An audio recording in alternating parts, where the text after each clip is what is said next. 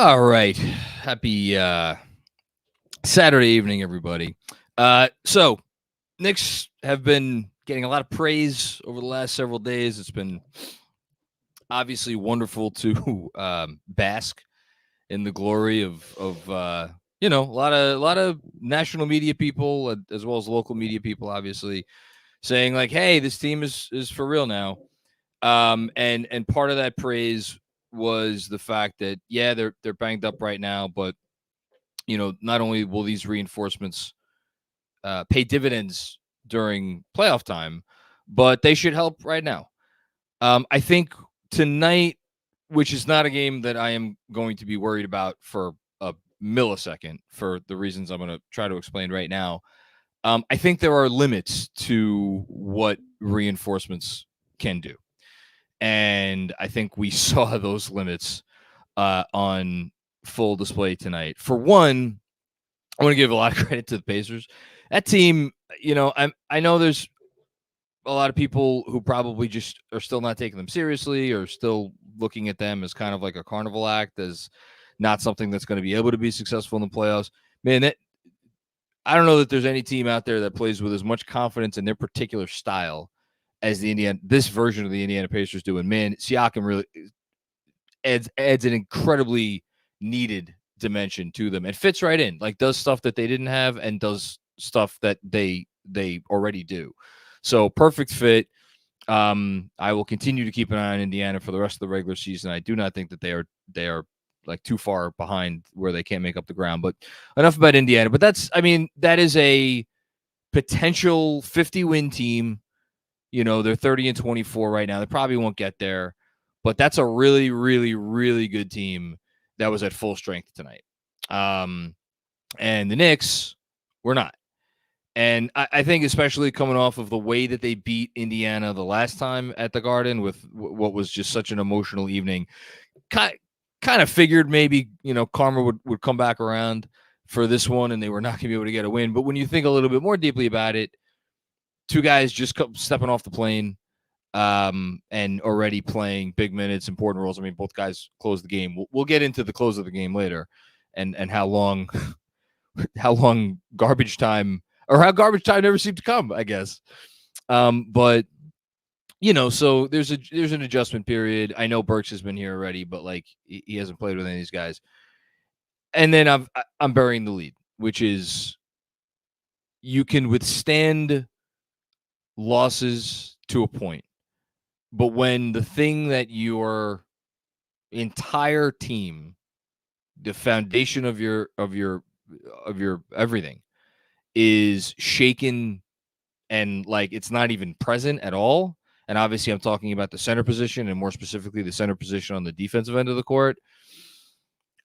This team is just not going to be able to survive. Like we realized maybe a little bit last year, but certainly this season that, oh my goodness, we could go from one all-NBA caliber center to another, all-defense caliber center to another all-defense caliber center. Like that's how good Isaiah Hartenstein has been playing.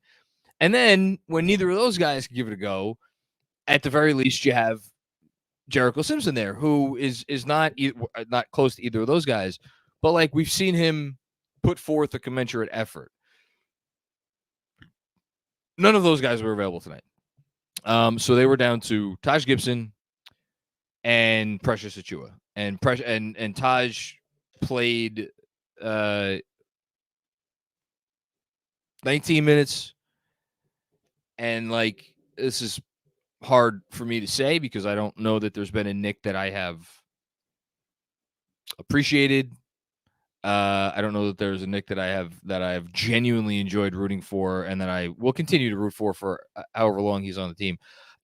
It looked like 19 minutes too many. Taj, and maybe, and again, credit to Indiana. That's a little bit the matchup. Like you don't want to throw this version of Taj Gibson out there against that beast and ask him to go be serviceable. And he was not serviceable tonight.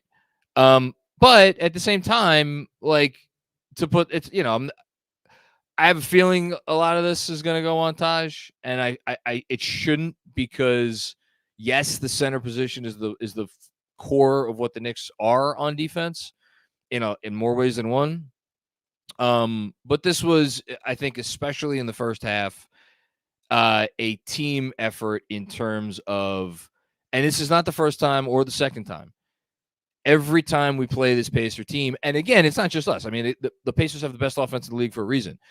They are able to do this against the best defenses in the league. And obviously, the Knicks are not the best defense in the league right now, or one of the best defenses in the league right now, because not only are they missing all of their usual centers, they're also missing their all defense candidate, maybe a guy who was being talked about as the defensive player of the year when he went down with an injury, and that's OG Anunoby. So it's not just the centers. It's also OG Anunoby. And, oh, by the way, we're missing an all-star. So when you add all that up, the centers, OG, Julius, again, I can't sit here and be like, oh, my God, how did we wind up not coming close against the Pacers the day, like our first game after making this big trade? It's not all that shocking. Like reinforcements, and that's why I'm not worried. Reinforcements will come. It will look a lot better. But like at the same time, you could call them out for what was just an inordinate amount of confusion in the first half. And I know you never expect a team to shoot 68% from the field. I think 68.4 to be exact. And that was what they shot in the first half. But like there's a reason they shot that number. Like they were getting great looks. And I thought it got worse in the second quarter. And look, the Knicks, if they face this team again in the playoffs, they better clean this shit up because the guys that were making mistakes are guys that maybe they won't be guarding the specific players that they were guarding tonight and have been guarding in the recent matchups. Because again, OG has not played in one of these games against Indiana. He hasn't played any of the 3 Indiana games. And they're not going to play him again this season. So he won't see that matchup.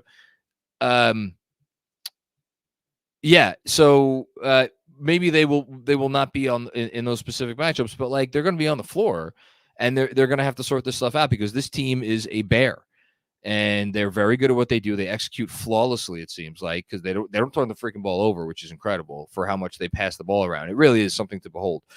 And then I think in the third quarter and into the fourth quarter, you saw the shot making. And I thought I mean, there were so many great parts of the pregame pod with Caitlin Cooper and Benji Ridholtz. But my favorite part was where they kind of got into how like the Pacers shot making and how like Benji was like, well, obviously it's the offense because the Pacers didn't just go find all of these guys who just happened to turn into supremely, incredible shooters. And then you watch that third quarter and you watch like TJ McConnell, my God. Speaking of Benji, I think he tweeted out, like, put him on the list of Knick killers forever. That dude, it was incredible tonight. But it's not just him, like all of their guys. I thought had really executed well tonight on offense, just from a pure shot making perspective. In addition to all the passing, you look up, they scored 125 points, and it's like that's it. You shot 61% from the field, 48% from 3. So got to clean stuff up, but more than that, by far more than that, you got to get healthy if you're the Knicks. Other stuff, Brunson was brilliant. He's watching him and watching Halliburton on the court, such different players. Brunson finishes the game with 39 and 4. Obviously, some of those came in garbage time, but he was incredible. They couldn't do anything with him. And then you look at Halliburton 22 and 12. And you're like, all right, well, who's the better player tonight? I think they were both pretty amazing. Like, I think these are two guys who are going to be the two best point guards, certainly in the Eastern Conference, for the next, I don't know, 5, 6, 7, 8 years. Like, it's going to be really a matchup to behold. And again, it's such a contrast in styles, such a contrast in ways that they can put pressure on you, put pressure on your defense. And you saw both of them kind of doing it their way tonight. So that was fun. So yeah, great game for Brunson. DiVincenzo was due for an off night. I mean, the guys were literally averaging 30 points a game, almost 29 point something for the last 6 games. So his shot was a little off. He looked tired. He looked tired to me. And again, am I concerned? Not overly, because there's the All-Star break coming up. We got 2 games before the All-Star break. Now, you'd like to win one of those games. In a perfect world, you'd like to win both of those games. But the All-Star break is almost here, and the Knicks will be able to go on a real second half run because they're going to get some of their guys back. So DiVincenzo looked tired. I talked about Gibson. I'm not going to beat a dead horse with him. I'm sure he's going to come up in the comments. I'm going to say Precious for last, actually. Josh Hart, these are the games where when the shooting's not there, it can be frustrating, and he's still, but that's another guy. You watch him and you're like, oh, okay, he's tired. And he'll be the first guy to tell you that. Now, what I thought was interesting, as the Knicks made what was an utterly futile attempt to come back in the fourth quarter, the lineup that Tibbs kept out there included DiVincenzo, Brunson, who obviously they're two best offensive players right now, Precious, because what other center choice did you have? And not that Precious was bad. We'll get to Precious in a second. And the new guys, Burks and Bogey. Now, Bogey did not shoot well in this game. He was only 3 of 10 from the field, finished with 11 points. Burks got it going late, finished with 22. You saw all the good and all the bad of Alec Burks in this game. It was the full Alec Burks in one game back. It was like, oh, I missed you, man. I love Alec Burks. And if you like basketball, you should like Alec Burks too. But I thought that was interesting that he went with those guys, because obviously they give you shooting, whereas Josh doesn't. And is it a questionable defensive lineup? Sure. But, and this will lead me into the Precious part of it, I think it's a lineup. I wonder if it's a lineup the Knicks are going to go back to moving forward. And again, I'm just talking about before OG and before Randle come back. In the interim, will they feel more comfortable going to that lineup when they have Hartenstein back as more of a defensive anchor? Because I'm curious to see more. That's a deadly offensive lineup if DiVincenzo and Brunson are hitting shots like usual. And again, Brunson or DiVincenzo 2 of 9 from deep, Brunson 1 of 5 from deep. Those guys usually are going to hit more than 3 threes in the game combined. Although, as DJ has been pointing out, and boy, does he look like a smart man, the threes that Brunson is getting are nowhere near the same quality as the ones he was getting when Randle is in. So, Julius Randle, hurry up, heal up, and get back here. So Brunson, we could see some more of the threes that we saw from him for most of the year. Precious, I want to save him for last. So 6 of 6 from the field. I believe he had all 6 of those field goals in the first half. I will double check that right now.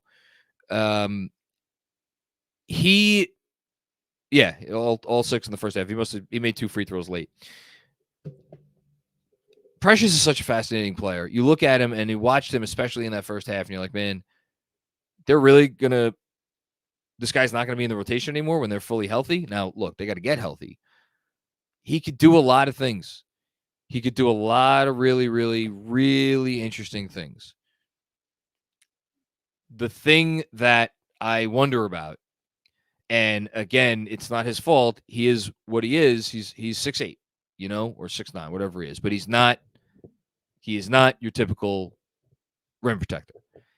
And the questions about, can you get away with playing him at the 4? I think those are more interesting questions for me when Hartenstein's in the game. And Hartenstein, again, you don't need to be a shooter to help space the floor, to help juice the offense, which we've seen Hartenstein get around the fact that he's not a shooter. He still helps their spacing and everything. So I think there's an interesting discussion about, again, until they get their guys back, Precious at the 4, Hartenstein at the 5. Obviously, you didn't have that option tonight. Precious at the 5, you kind of need to switch. You want that in a switch everything defense, and that's just not what the Knicks do. You could tell me, all right, well, now they could do it. All right, well, that'll be something worth watching. Is that something that they pivot to moving forward? Because in their traditional scheme, I think it's tough for Precious. Now, should we be drawing any conclusions about what Precious looked like on defense at the 5 against this team, which, again, is the best offense in the league? Maybe not. Maybe I'm being a little presumptuous, but he just is. He's so intriguing, and there's more there, And I want to see more. And I thought he was exciting tonight, especially in the first half. And then, but again, you see some of the limitations. So, I think that's it. I don't really have anything else. Oh yeah, well, let's talk about the end. So the Knicks were down by What were they down by? 20 with 5 minutes left in this game. Yeah, I'll try. I'll pull it up right now. They were down by 22 with 5:40 left, and then Burks hit a couple of shots, but they were still down 20 with 3:52 left. Or they hit. I don't forget who hit those shots. And then at one point they got it down to, I think, 12. Am I crazy? Yeah. Okay. At one point they got it down to 119, 107 with 2:02 left to go. And they had a couple other chances when there were a few more minutes left to get it down to 12 with like 2 and change left, maybe 3 left around there. So on the insanity scale of Tom Thibodeau leaving, I mean, really what we're talking about is DiVincenzo and Brunson. Really what we're talking about is Brunson. DiVincenzo, yes, he's gassed, but like DiVincenzo didn't play a whole lot of minutes in the first month and a half of the season. Like he's not in Josh Hart territory as far as being tired. He looked tired tonight, but I'm not too worried about him. I'm not worried about either of the new guys. Didn't play a ton tonight. And honestly, I'm not even worried about Precious. I know he's like your one serviceable, healthy center right now, and the dude played 43 minutes. But then on the other hand, it's like, all right, throw Taj back out there. I don't know, I guess. But really, it's Brunson. You let Brunson close the game. He ended up playing 37 minutes. Now, I saw Tibbs. There was a timeout with like maybe 3 and change to go, maybe around 4 minutes to go. The cameras caught Tibbs saying, like, it looked like he asked Brunson a question or said something with Brunson, whatever, on the way back to the timeout. I wonder if he asked him, like, hey, man, you good? Do you need to come out? Whatever. Because we saw Deuce was at the scorer's table at one point. And then he went back to the bench. So, look, I have a feeling Brunson's one of those guys where he ain't trying to come out of that game.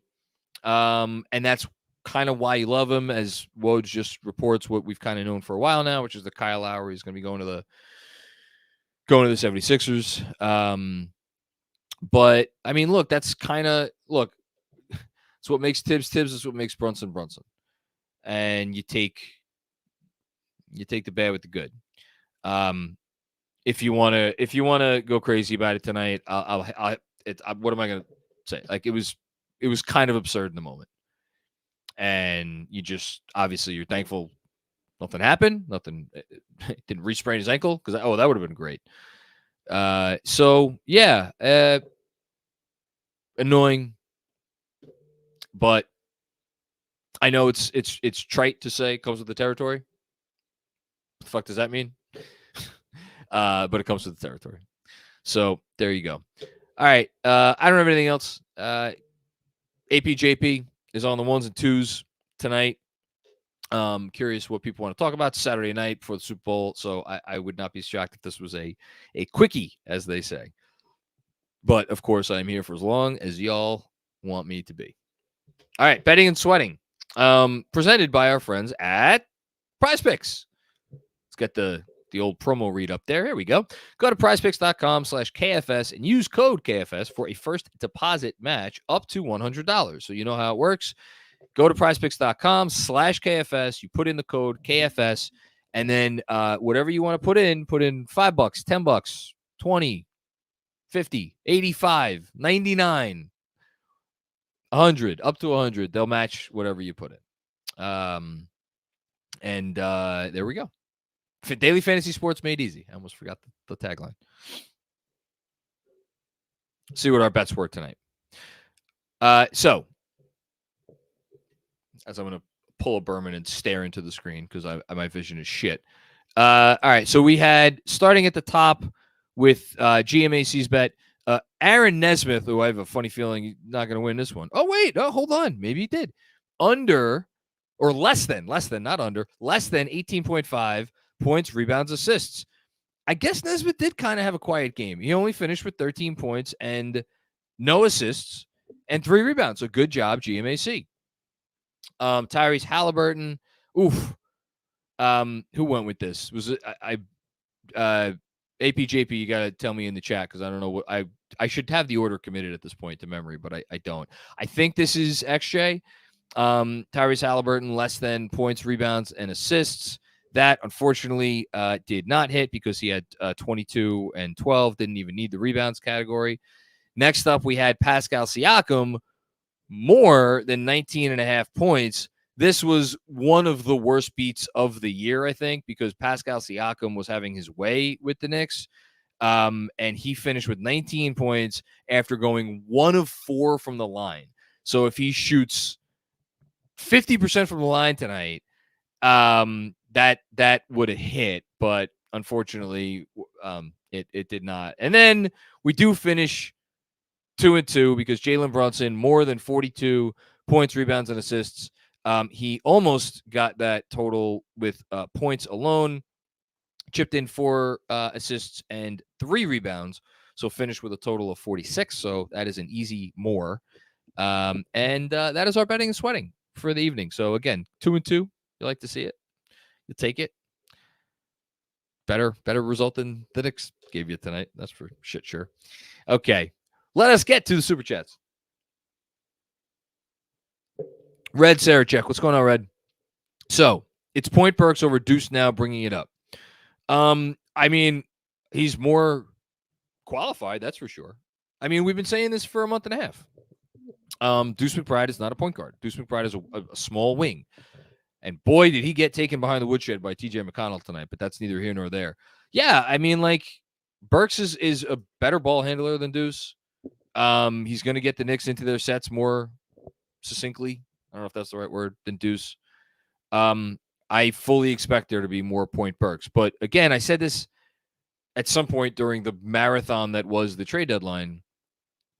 It is one thing when you are starting Alec Burks at point guard and he's playing over a guy that you would later use as the main centerpiece in a trade for like a big-time NBA player in OG Anunoby. It is another thing to have Alec Burks running point for, 8 to 10 minutes a game. And if you noticed, by the way, during those minutes, it wasn't exclusively Burks bringing it up. Sometimes you had DiVincenzo initiating the action. There were a couple times where you had Deuce initiating the action. Like, they're going to mix it up. You're going to get Bogdanovich at times initiating the action. Like, they're going to mix it up, but that should not fall all on Deuce because that's, he has a 103 offensive rating or something like that with Jalen Brunson off the court. It's horrible. There's a reason for that. He's not a point guard. Thanks, Red. Busy. What's going on, Busy? Bojan has to learn not to pass it to Hart under any circumstances. He is open for a reason. That bothered me the couple of times that happened in the first half, where it's like, dude, I'd rather you take a contested shot than pass it to Hart right now. And Hart shot it 1,000,000 times from 3 in the last game. I thought maybe he'd come out of his shooting, his like 3-month-long shooting slump. Took 2 threes tonight, didn't make either of them. And I didn't think he shot either with a particular high level of confidence. But again, I'm going to be very curious moving forward, especially once they get their guys back. How many minutes does Hart play? Because boy, oh boy, I like Josh Hart a lot more when he's a 20-minute-a-game guy than when he's what the hell did he play tonight? 36. So yeah, I'm and by the way, like whatever, Bogey was 3 of 10 tonight, 2 of 6 from deep. Wasn't great. I'm very much looking forward to Bogdan. I mean, you heard him talk about it in the pregame presser. He doesn't know any of the plays. He doesn't know anything. He's just like, I'm going to come in there and I'm going to try to play off of guys. And again, they were going out there and they had some moments where, again, offense, they scored 111 points tonight. I'm not going to say offense wasn't the problem, but they scored 111 points tonight when they shot 31% from 3. So I feel like you get a normal shooting night, and that would have been a higher number. But again, you're not going to beat the Spacer team probably if you don't score 120. So they just needed guys to make more shots tonight, and not enough guys made shots. Thanks, Busy. Appreciate you as always. Alex, what's going on, Alex? Let's call a spade a spade.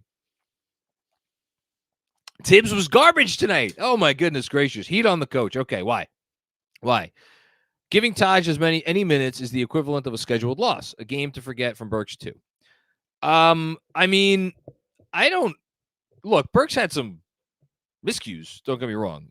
His first half, I mean, he had 3 turnovers in the game. I think I'm looking it up right now because I always keep track by half. Oh no, I didn't get the turnovers for the first half. So bad job by me. I feel like most of those, if not all of them, were in the first half. Like he was loose with the ball. He was making errors. I think as the game went on, he got more into a rhythm. It's his first game after a trade. I mean, I don't like give the guy a week. And by the way, he was lighting it up at the end of the game. Again, I know it was garbage time. As far as Tibbs, like, did you not get the memo as far as guys that they didn't have? Again, Taj was bad. It's an unfortunate situation that their top three centers are all injured. I don't like. You're gonna. What do you want? You want Precious Achiuwa to play 48 minutes at center, and then you're gonna distribute your. So you already have no real rim protection on the floor. So then so who's going to play your power forward minutes? You're going to be really small. You needed to try it. He's the guy that's on the roster. I'm not saying that Tibbs doesn't have some fault because I'm sure he had some input on like, hey, Taj could do this. Maybe the front office wanted to get somebody else. I don't know. But to say that Tibbs was garbage when his top three centers and his all defense forward and his all-star forward, all five of those players were not available tonight. I don't, I don't know what you want me to do about that. Thank you, Alex. Busy with another one. Thank you, Busy. These Pistons brought losing with them. Quick, send them back. It's actually like the comment of the year. I like that. Yeah, the Pistons, I think they were winning a lot of today against the Clippers. I did not get a chance to watch that game, but I know they were in it, and the Clippers ultimately came back and won. I wonder if it's going to take them a little bit of time. Like, I'm being serious here. I wonder if it's going to take them a little bit of time to get like reacclimated, because both these guys have been on a lot of good teams. Burks, mostly the Knicks, and Bojan, you heard him say before the game about how, last year was the first year it wasn't in the playoffs. I'm sure it's going to be a little bit of an adjustment, but no, those guys, I said it in my text thread today or during the game. I just want to see them with the full in like their normal ecosystem. I want to see them in the normal Knicks ecosystem, which at the very least has to start with a better production at the center position on both ends. Although obviously Precious on offense was not a problem tonight.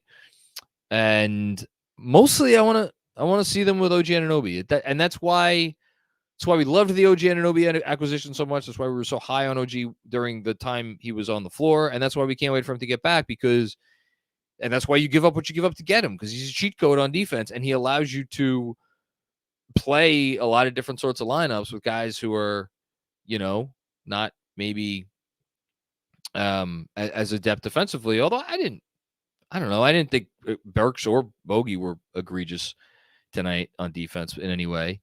And then mostly I want to see them with Randle. Like seeing those guys because right now Brunson's doing it all, which is incredible, by the way. I mean, the dude is just insane. But can we appreciate he's doing everything, and he scored 39 points, and it was an efficient 39 points.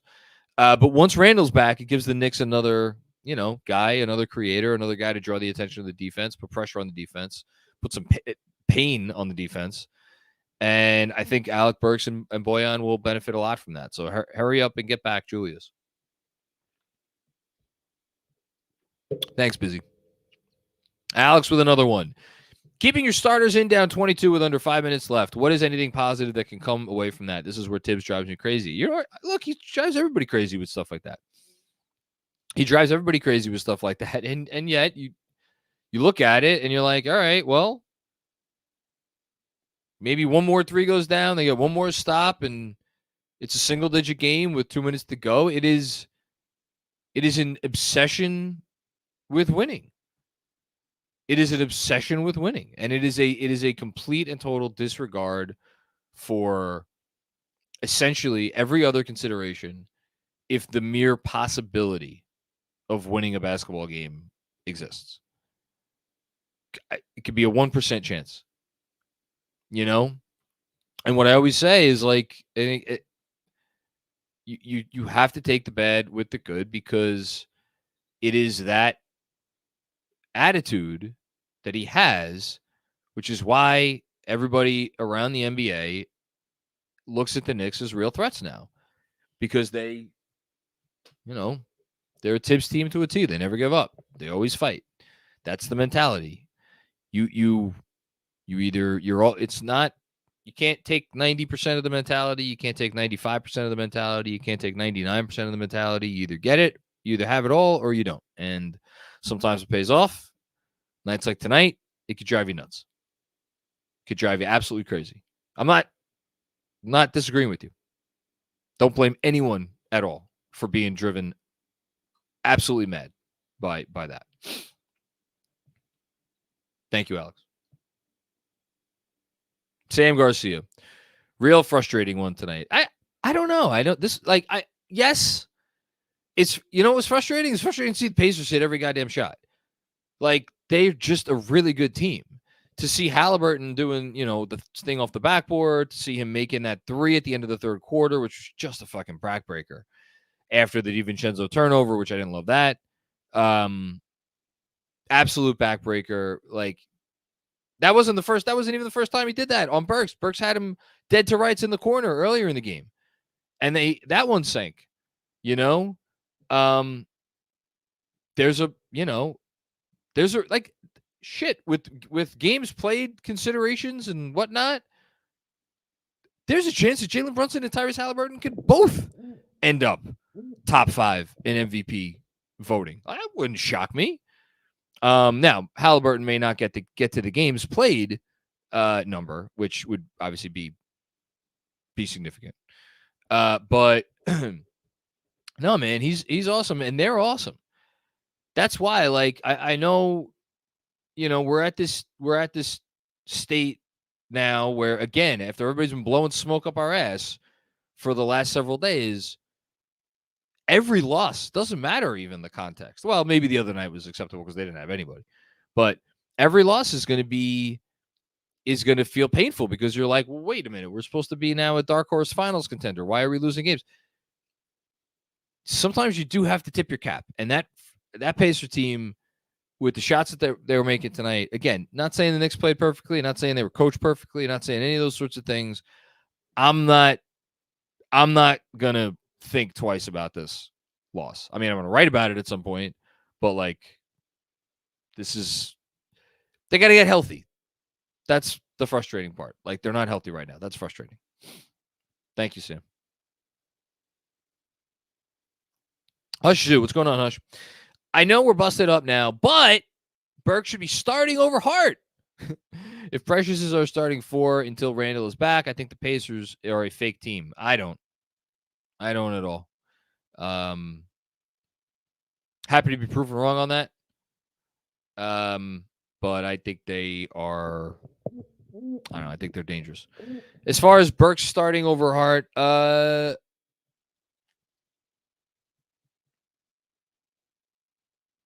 mean, there's absolutely an argument there.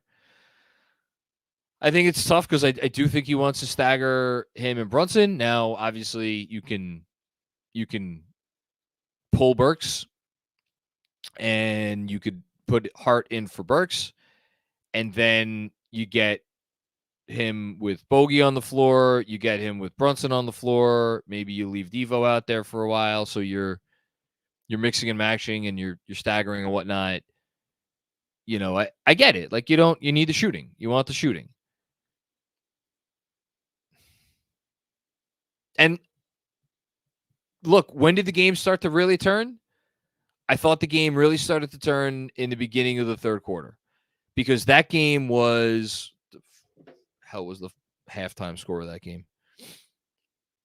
Yeah, that was a 3-point game at half. And then the Pacers came out, I thought, in the third quarter, and they really put it to the Knicks, and the Knicks were just kind of dead in the water offensive. Not dead in the water, but they were lacking on both ends. But like they were not. You got to keep up with this team, and when you go several possessions in a row where you don't get buckets, it like you feel it against this Pacer team, which is one of the reasons, by the way, that I don't think that they're fake, because you're asking your team to keep. If you want to beat this Pacers team, you're asking your team like, okay, you really can't go through any droughts tonight on offense. That's a lot. That's a lot to ask, because that friggin' team, they're not going to go through any droughts. Anyway, I'm making myself sick praising the Pacers, but I feel like it's warranted. So yeah, you got a point. I don't know that he'll do it. It's probably an argument to start Bogey even at the 3. But you got a point. Thanks, Hush. Kevin Danishevsky, what's going on, brother? I have a feeling I know where this is going. You won this round, my friend. Let's win one of these next. Oh, are United? Oh, he's bringing it up at the end. Let's win one of these next 2. Get to the All-Star break. Get Hardenstein back, and we'll be okay. Still, I would sign that backup center ASAP. Taj is washed. Sorry, John. Man, it's so painful. It's so painful to call him that. And again, I can't sit here and say, how can I sit here after tonight and say you're wrong? You know, it's hard. It's really hard. Anyway, yeah, win one of the next 2. I mean, right now, you're a game and a half ahead of Philly, who won tonight. They played Washington. The Knicks are 3.5 ahead of Indiana, and then 4 ahead of the play-in with Orlando. And then on looking up, game back of Milwaukee. Milwaukee destroyed, I think it was Charlotte last night. And now the Knicks have fallen 3 games behind the Cleveland Cavaliers, who are just, I mean, what are you supposed to say about Cleveland? They are now, Cleveland is now tied for the 3rd best record in the league with the Clippers. They are half a game back of Minnesota for the 2nd best record in the league, and they're 4.5 games behind Boston for 1st in the East. They won again tonight. They kicked the crap out of the Raptors, our ex-Knicks up north of the border. They're just not losing games, and I don't know if they're going to go away. And so that, from that perspective, if they keep this up, and again, I don't know if they will. Maybe they won't. Maybe they'll start to fall back. But like 3 games, that's, I don't know. That's not nothing. Like, we're sitting here and we're feeling pretty good about the fact that we're going to finish ahead of Indiana, right? Well, we're only 3.5 ahead of Indiana. So if Cleveland's 3 ahead of us, you know, I'm that's not, again, there's 29 games remaining, and the Knicks still have to get healthy. So I'm not saying Cleveland can't be caught. They can, but it's going to take a lot, and which then means if you want to be in that 2-3 bracket, then you got to finish ahead of Milwaukee, who's a game ahead of you. And it's wild that we're sitting here maybe saying, oh, Milwaukee will be easier to get ahead than Cleveland, but it's kind of how it looks right now. And then you, at the very, I mean, look, I mentioned it the other day. I'll say it again. Like, I don't think it would come to this, but I wonder if there will be an opportunity to jockey for position at the end. And I'm not talking about jockey up. I'm talking about jockey down. Like, is this a year where you would rather be the 6th seed in the East than the 4 or the 5? Because you avoid Boston until the conference finals. I don't think the Knicks are ever going to pull any kind of chicanery. I just don't think they're going to do that. But, you know, something to think about as the season moves along. Thanks, Kev. Alex with another one. Burks' shot selection makes me want to rip my hair out. It disrupts the flow. Please tell Anxiety Alex that Tibbs will actually rein him in this time. I mean, the tough part about tonight, and why I'm like kind of laughing at the fact that you're like killing Alec Burks of all people. Like, Alec Burks, it's Brunson is their offense, and then it's DiVincenzo, and DiVincenzo didn't have it tonight.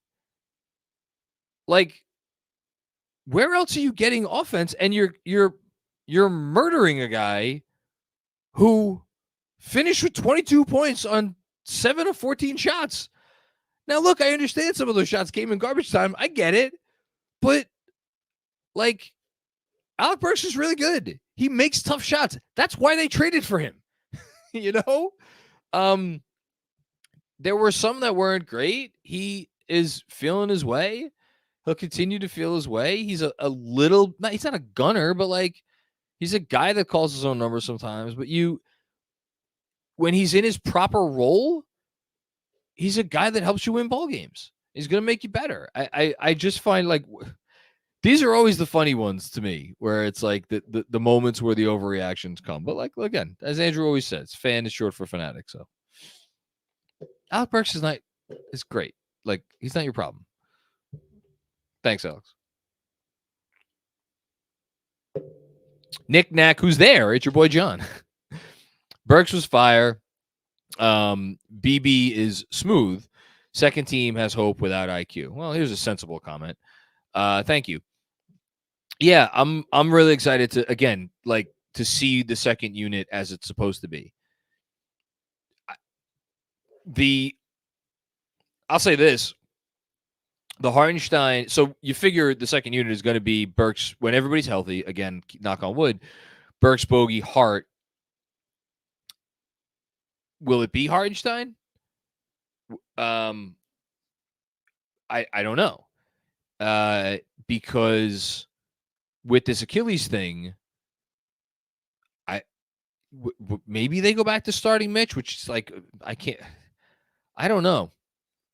This team is just such a different team than the last time we had this conversation.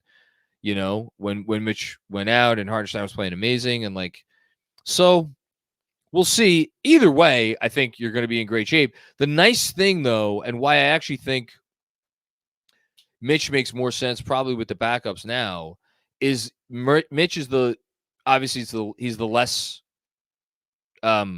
skilled offensive player. That goes without saying. So, but he's the better defender. And look, Hartenstein's been awesome. Mitch is a different animal on defense. Actually, I shouldn't say different animal. He's better. He's a higher ceiling. He's better. And so you want to put him with the weaker defensive unit, which with Bogey out there. And now the other part of it is who's the offensive player? Who is the star? Because I don't think he's going to stagger. I think he is going to stagger one of Brunson or Randle. So if you put, unless he runs OG out there with that unit, which is possible, it's certainly possible. I think those are the three choices. So let's run real quick. Let's run through them right now. And I know I'm going like way, way off topic, but you're like the second team has hope without IQ. This is what we're talking about here. It's like, how are you generating good offense with that second unit? I think Burks is a big part of that. Bogey's a big part of that. So you could go with those two. If you have Hart out there as well, we know what Hart is on offense. If you go OG, then you got Bogey at the 3, Hart at the 2, Burks at the 1. And if Mitch is the center, then you're fucking huge. And then you're looking. That's an incredible defensive alignment with Hart, OG, and Mitch out there on the same defense. Burks could defend still. So then Bogey's clearly your worst defender, and even he could hold his own. Just go out there, be big, be bigger your position. And I think that unit could score because you got 3 guys who space the floor really well, and then Hart and Mitch to gobble up offensive rebounds. So that's one possibility. Randle's another possibility. So if you do Randle, then it's Mitch and Randle. Don't love that. Like Mitch, I like Randle more with Hartenstein, but Mitch, Randle, Bogey, Burks, and Hart. You're big there too, and you got Randle there to kind of base. But that's an interesting one though to me, because we saw those minutes earlier in the year after they made the trade. And with no Brunson on the floor, and even with Randle out there, you still felt like the offense was stagnant. Now, I think it was improving as time went on, for sure. But I think it could get a lot better if you surround. Imagine putting Randle into actions with Bogdanovic, like he's been. He knows how to play with Burks, obviously. That could be really interesting. And then the last option, which is like maybe the most fun one, is you run Brunson out there with your backup unit. And I think we're going to see that sometimes for sure. But it would be Brunson, Burks, Hart, Bogey, and then again, is it Mitch? Is it Hardenstein? Let's go with Mitch. You got a lot of options here. You got a lot of options. Either way, I think I like the fact, and again, this goes back to why they made this trade, because it gives you all of these sorts of options, to say nothing of all your different options that you could have now to close games. So yeah, if my excitement level yesterday was a 10, my excitement level today is still a 10. It's just got to get healthy. Parrish Duggar, what's going on, Parrish? Starting Taj was ridiculous. Ridiculous. Should have just went small with Bogdan at the 4. Bojan. We're challenged with foot speed on the perimeter now on defense, not a concerning loss. Yes, they are challenged with foot speed on the perimeter on defense, but I don't know that I agree with that. Challenged means like this is going to be a perpetual issue. I'm not worried about foot speed on defense on the perimeter for a team that, again, when healthy, is going to have OG Anunoby and Josh Hart and Dante DiVincenzo, and you want to throw Burks in there maybe, because I think Burks could still move pretty well on defense. But it's not just about the foot speed on the perimeter. It's about, okay, so you get beat off the dribble. What do you do next? And the what do you do next is made a whole lot differently in games like tonight, where you had no rim presence at the 5, versus games where you will have that rim presence, because then it's like, okay, the advantage has been created. I have to give my center a chance to neutralize that advantage, and I have to go figure out where I need to be next. And that's where, again, I'm encouraged, because I think for as much as Bojan is, again, he's not the most fleet of foot out there, I think he's a smart defender. And I think he's going to know where he has to be and all that sort of stuff. And I think he's going to be able to be fine in this scheme, again, provided that you have a backstop, which is, again, that's how they got away with being the 4th-ranked defense 3 years ago, when they had guys like Derrick Rose defending the perimeter, and like Emmanuel Quickly as a rookie. And like, I'm trying to remember who else, like Austin Rivers, Jesus, throw back a name like Elfrid Payton was not any great shakes defensively. We knew that from watching him. Like, they survived all the, RJ, that was his best defensive season, but I don't think he was great. Randle, like, you survived all of these guys because, again, they knew how to play the scheme, they executed the scheme, and they had the center to make the scheme all work. Tonight you didn't have that. Thanks, Parrish. And again, you were playing the best offense in the league tonight. So take everything you saw with a grain of salt. Twin Orange, what's going on, Twin? Can we end the Cold War and offer up most of our picks to the Nets to get Bridges? No one's going to quit this, huh? Look, man, I just don't think it's going to happen. I don't think it's about offering picks. I just don't think they would trade him here. It's a conversation we could revisit this summer. Trade deadline's over. Thanks, Twin Orange. I love McCall. Don't get me wrong. I do. He's awesome. I'd love to see him here. Hush with another one. Randle with Brunson, Bogey, Dante DiVincenzo intrigues me a lot. Yeah, that's the problem. That's a weak defensive lineup. You're putting a lot on your center there.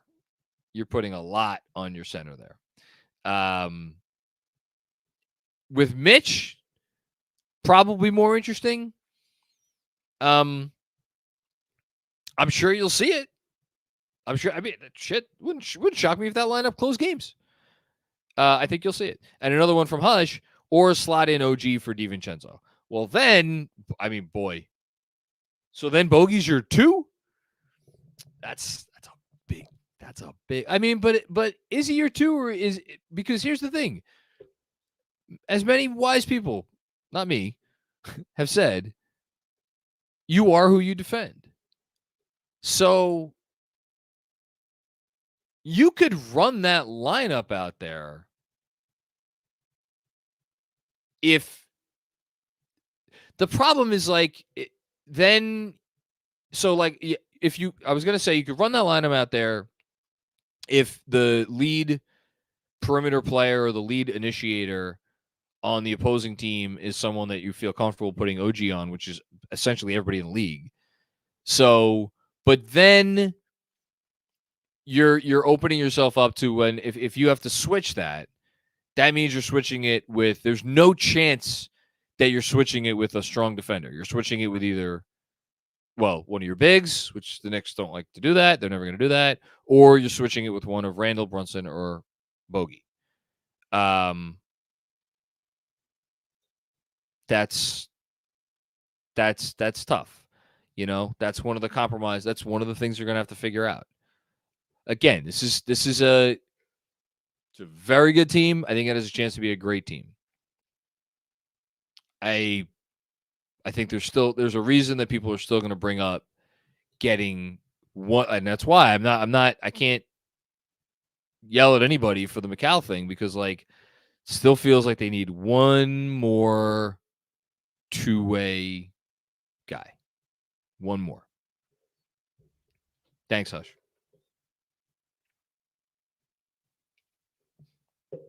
Robert Cross. I wonder how you're feeling tonight. First time, long time with your boy John. Is it fair and reasonable to say, I love when he starts off with 3 straight, what is it called? Acronyms? That the Knicks need to move on from Tibbs after his decision to start Taj. Do you think we should bring Fizdale back? What's Fizdale do? He's on the bench. Who is he an assistant for? Is he in LA? I think he's in LA, right? Or Phoenix, maybe? One of those places. I don't know. But let's leave Fizdale there. Where he belongs. Thank you, Robert. Assistant for Phoenix. Thank you. I knew it was LA or Phoenix. Charlie Boy Third. What's going on, Charlie? Thank you for the very generous super chat tonight. Really do appreciate it. Hope you're having a good Saturday evening.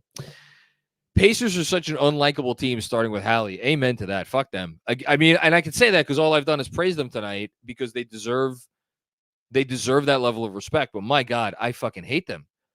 I hate Halliburton. Hate him. Hate him. Don't like looking at his face. Don't like the cut of his jib.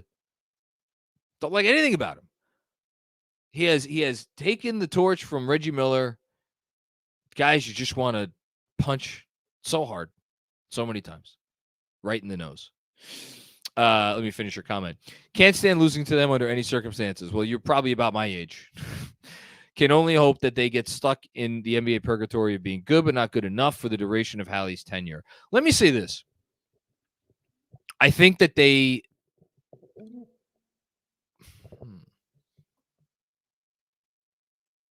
they're a piece away.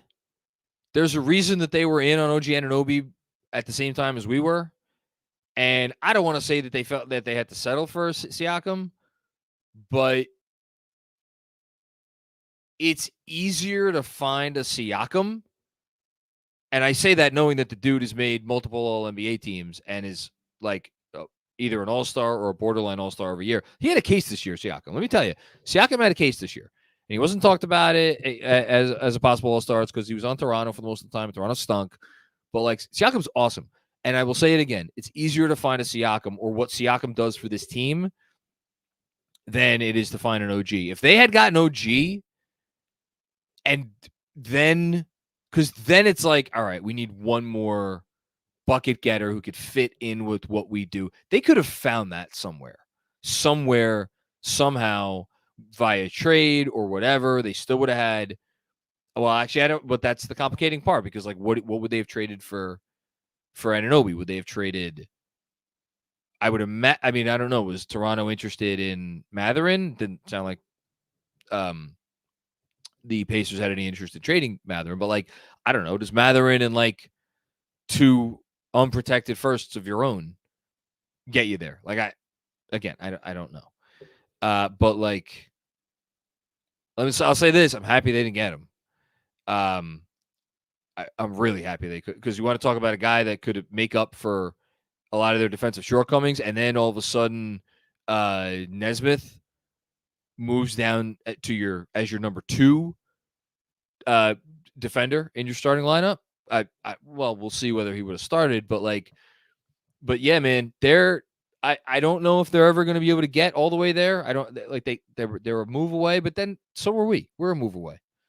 You know, they're fucking hate that. They're as much as I hate the Heat, Indy will always be number 1 for me because they're Hicks. We're New Yorkers. They're Hicks. We should beat Hicks. You know why? Because they're Hicks. So when they beat us, it's so painful. I just, you hate it. You hate to see it. Jessica, what's going on, Jessica? This is nothing to worry about. I agree. Depleted team, 2 new guys. Jalen's still recovering. That's the funny thing. I don't even think Jalen's all the way back. And he scored 39 tonight. I didn't think he was at his best self. Pacers are a great team. The team will be healthy. Azoy Gates. I hope I didn't do that well. Yeah, Pacers are really, really, really, really, really, really good. I don't know if I could call them great yet because they're a little bit too easy to score on. They're really, really, really good. I think they're just like to speak to the last comment. I think they're just on the outside looking in. Like if there's your core contenders, and then there's your like the Knicks, and I don't know what team out west you'd put in this category. I don't know. Should Minnesota be in the same category as the Knicks? But whatever. I think the Pacers are like just in that at the top of that next tier in terms of I don't see them I don't think they can win it all. I don't even think they make it finals.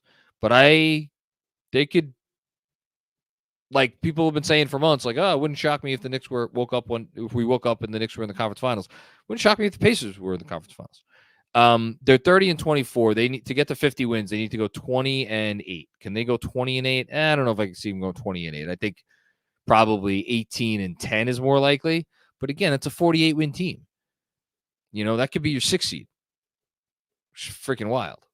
Thanks, Jessica.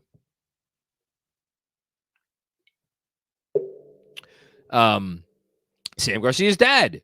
Reminder, this team needs Randle. I'm happy somebody said it. And look, again, I'll reference, speaking of the great, I feel bad calling it, Pacers fans Hicks, because Caitlin Cooper is the opposite of it. Caitlin Cooper is the smartest person analyzing basketball that exists in the universe right now. So on the pod with Benji and Caitlin Cooper, Benji asked the Randle question, right? Like, what do you think about Randle? And I'm not going to say the exchange because everybody should go listen to the pod if you haven't listened to it. It's as relevant today as it was before the game. But like,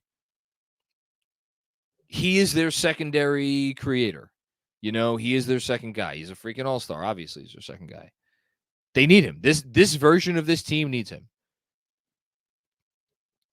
I completely agree. And I want to see him back. And I want to see what they do with him. I'm really excited to see that. Genuinely excited. I wonder, as you try to figure out how this team goes from maybe a 1B or like a 1B, a 2A, I don't know, whatever they are right now, as you try to figure out how to get them to that next step. Where do you look, right? Where do you look to make the improvement? Is there a world where they are comfortable taking a step back from the creation and attention and gravity and all the things that Randle gives, a slight step back to take steps forward in shooting, in defense, obviously. But like that brings into all other kinds of questions, because then it's like, all right, well, you're sacrificing size, you're sacrificing physicality, you're sacrificing toughness. To say nothing of the sacrifice of like a bucket getter. It is it has been the fundamental question for this team for years. It remains the fundamental question of this team. Like, that's why the Embiid thing was always so intriguing and remains intriguing, is because it's like, well, if you get Embiid in here, you don't necessarily have to do anything with Randle. Embiid's a center. But presuming that you're not going to be able to get the upgrade at the center position, it's like, all right, well, where are you getting it? Where is it coming from? Maybe this Dante thing that we're seeing is not as real as it feels, because oh my God, it sure feels real, putting tonight aside. And that's where you go. But like, okay, great. How many elite sharpshooting two guards that could also create and defend at a really high level for their size are available in the league? Is Devin Booker getting on the trade block anytime soon? I don't know about that. Like, so, you think about upgrades, you look about where they go, but I'm with you. I'm excited. I want Randle back. We need Randle back. They need him.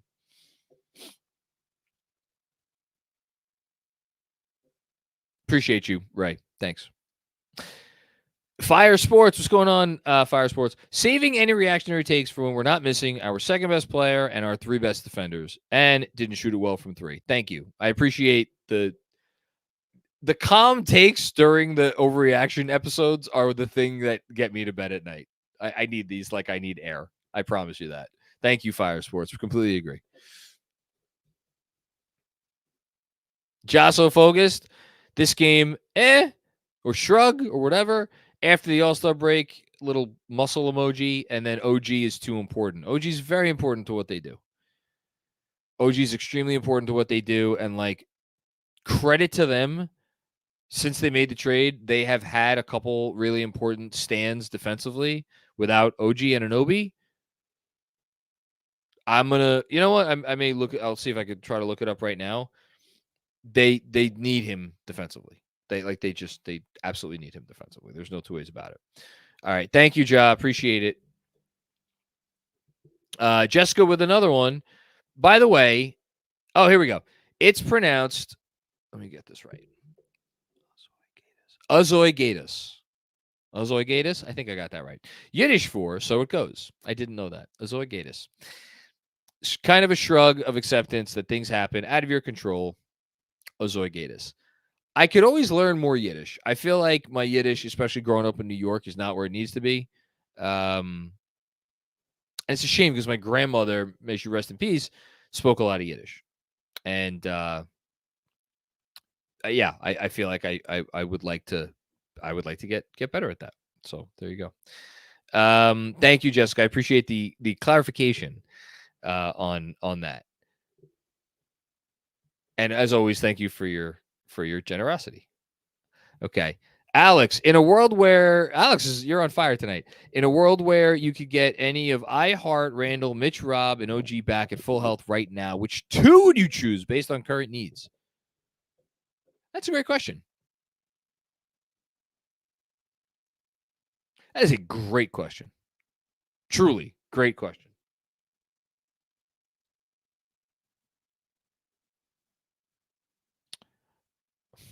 Man, you really stumped me. My initial inclination was to say just pick one of the centers. You don't need both centers back because presumably you're going to get Sims back. You have Precious. Like, I feel like he trusts Precious a little bit more now, even though he wasn't great defensively at the 5 tonight. So pick one center. Let's get Hartenstein. Let's get Hartenstein back. I'm not saying he would be my first pick, but you got to get one of the centers back. So take Hartenstein. And then, oh my God.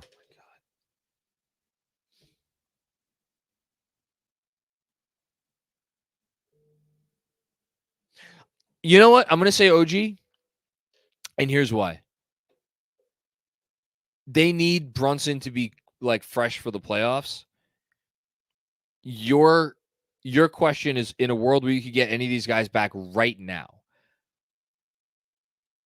I feel like as long as they get Brunson, as long as he's fresh heading into the playoffs, and then obviously they have Randle into the play, and they need some time for Randle to get acclimated. Don't get me wrong, but Brunson could continue to shoulder this load for a while, and I think it's going to get him some MVP votes. And between DiVincenzo and Bogey and Burks, I think you can survive without Randle for a little while. So I'll go Hardenstein and OG Anunoby. How about that? I'm not sure it's the right answer. And speaking of OG Anunoby, I was filibustering here for a bit. So OG Anunoby, since the trade, with OG Anunoby on the court. Oh, of course, I put on-off traditional and not on-off advanced. That's my bad. Let's go to the next super chat. That was a great question, by the way, Alex. Seriously, you made up for your earlier comments that I kind of disagreed with. Kevin Danishevsky with another one. How about this? McBride, Burks, OG, either Randle or Bogey, and then a center. Perfect combo of just enough shot creation, point of attack defenders, point of attack defense, and size to blitz teams without Brunson. Yeah, I mean, that's fine. I like that as a backup unit, but I just, where's Hart playing? You know, do you want to relegate Hart to the? Do you not want him to play any minutes? Because if you're talking about a backup unit, then I don't know what we're doing here, because I don't know about that. Like Hart's going to be part of the backup unit. He should be part of the backup unit. So yeah. Anyway, the OG numbers. Defensive rating with OG and Anunoby on the court since the trade in.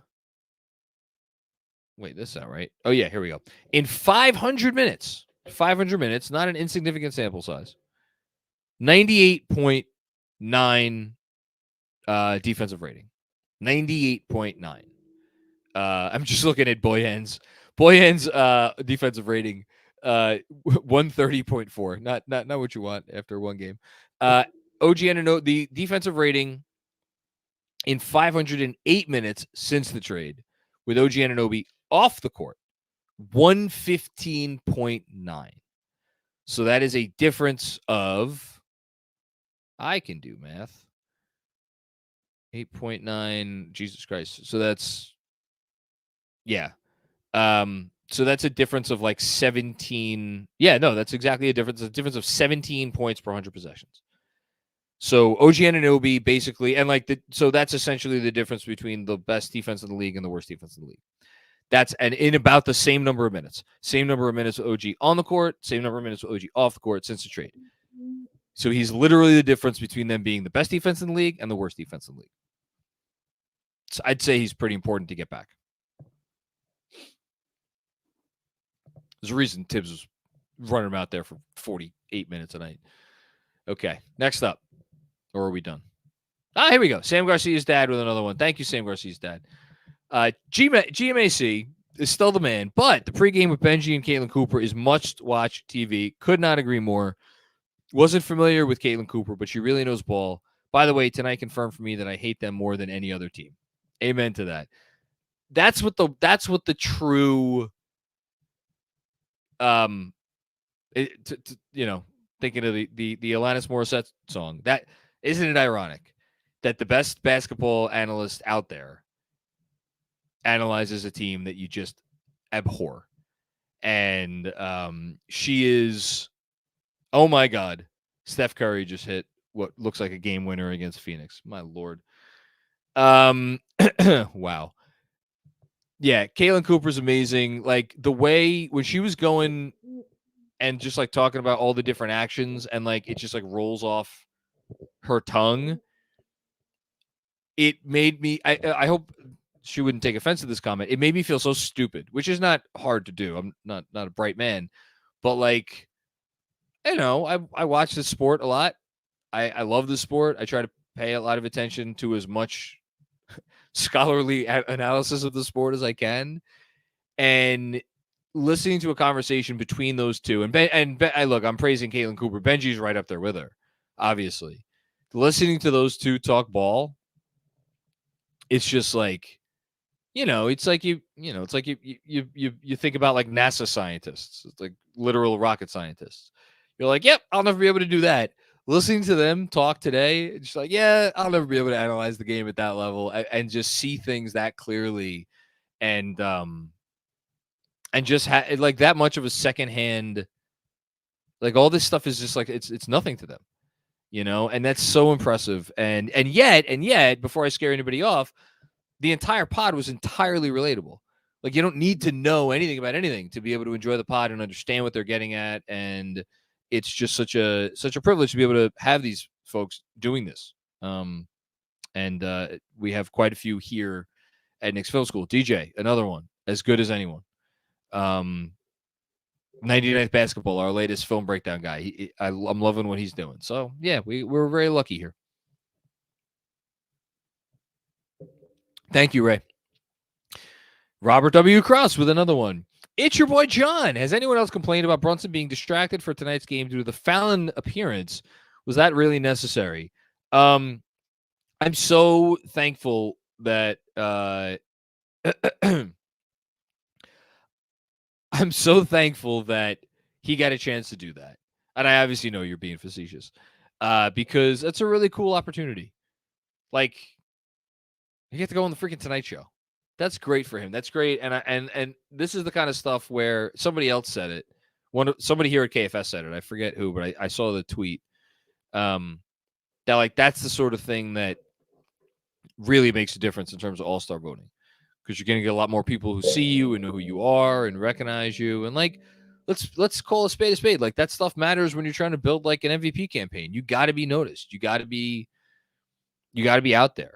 And you got to be a big-time figure. You can't just be someone that Knicks fans love and appreciate. You got to be a national figure. And the best part about Jalen Brunson and why I could sit here and laugh off your comment is because none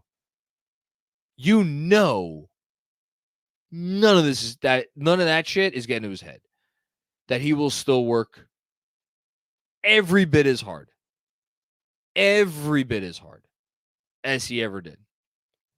If not harder, which I don't know if you could work any harder than he already works.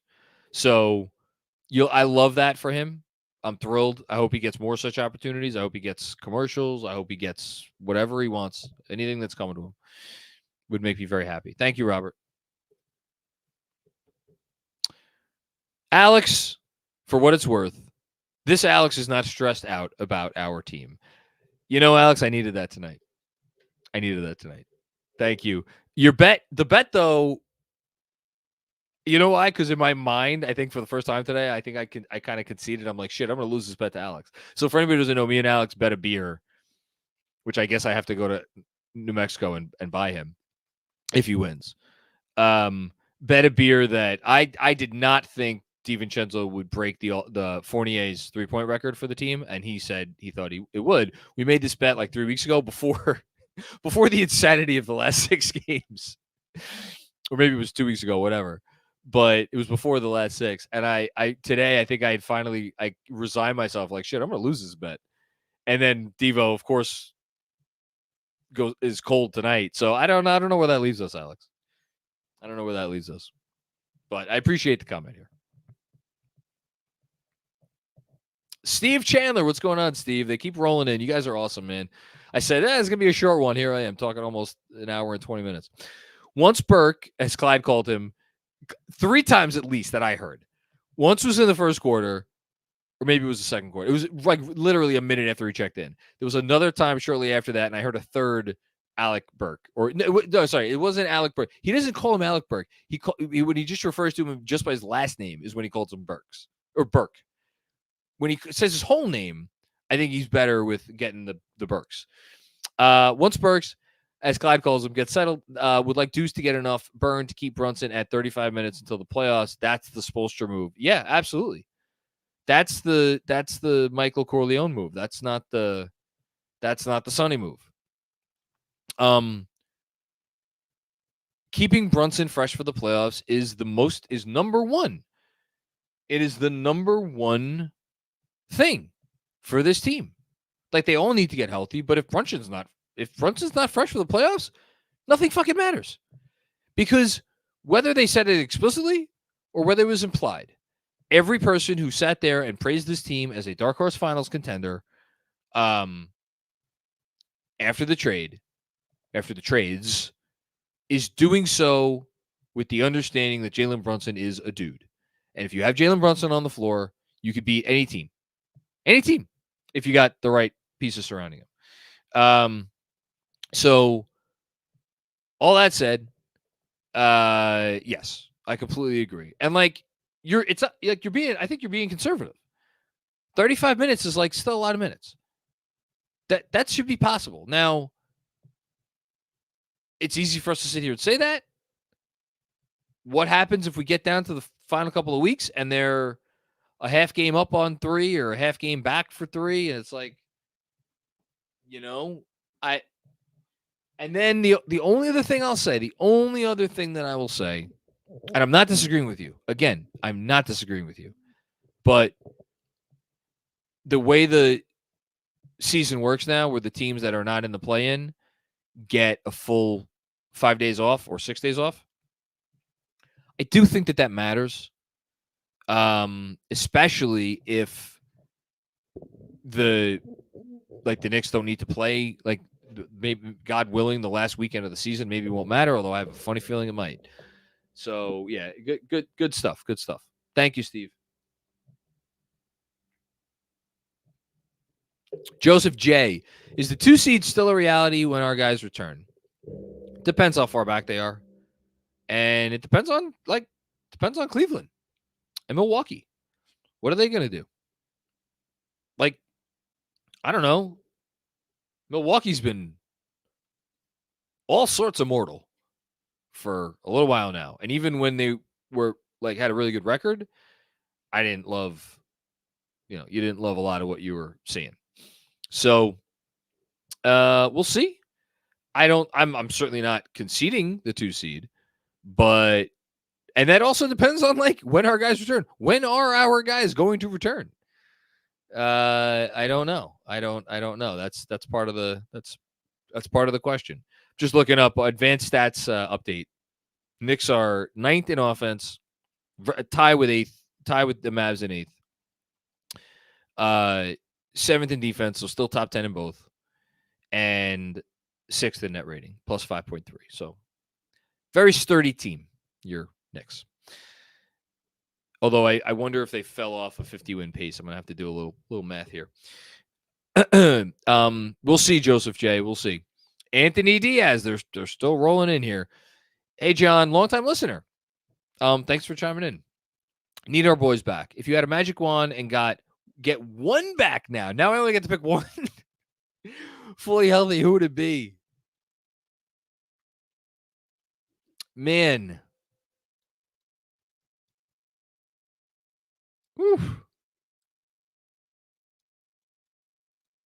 Do I get Sims? If I pick OG, can I get Sims? I don't know if you could put that in the chat. Maybe that